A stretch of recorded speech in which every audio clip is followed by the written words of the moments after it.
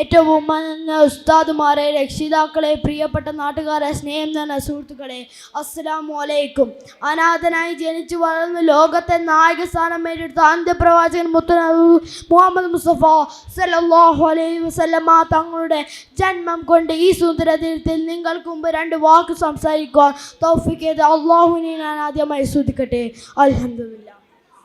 പ്രിയമുള്ളവരെ, 1400 വർഷങ്ങൾ മുമ്പ് കല്ലിനും മരങ്ങളെയും ആരാധിക്കുന്ന തിന്മയുടെ അന്ധകാരത്തിൽ മൂടപ്പെട്ട മനുഷ്യത്വം എന്നറിയാത്ത ഒരു കാട്ടറബി സമൂഹത്തിലേക്കാണ് ആ പ്രവാചകൻ മുസ്തഫ സല്ലല്ലാഹു അലൈഹി വസല്ലമ തങ്ങൾ കടന്നു വന്നത്.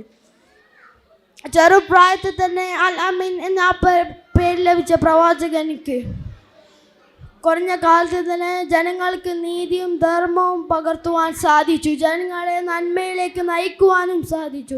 ജനങ്ങളെ നന്മയിലേക്ക് നയിച്ചതിൻ്റെ പേരിൽ സ്വന്തം നാടും വീടും വിട്ടുപോകേണ്ടി വന്നു ആ പ്രവാചകൻ. പിന്നെയും കല്ലേറുകളും ക്രൂരപീഡനങ്ങളും ലഭിച്ചിട്ടും ആ പ്രവാചകന് മുമ്പിൽ മാപ്പപേക്ഷ ജനങ്ങൾക്കൊരു കുറവും കൂടാതെ മാപ്പ് കൊടുത്ത ആ പ്രവാചകൻ്റെ പേരാണ് മുസ്തഫ സല്ലല്ലാഹു അലൈഹി വസല്ലമ തങ്ങൾ. ആ നബീനെ കുറിച്ച് ധാരാളം സലാത്തും ദിക്റുകളുണ്ട്. എൻ്റെ ഈ കൊച്ചു പ്രസംഗം ഞാൻ ഇവിടെ നിർത്തുന്നു. അസ്സലാമു അലൈക്കും.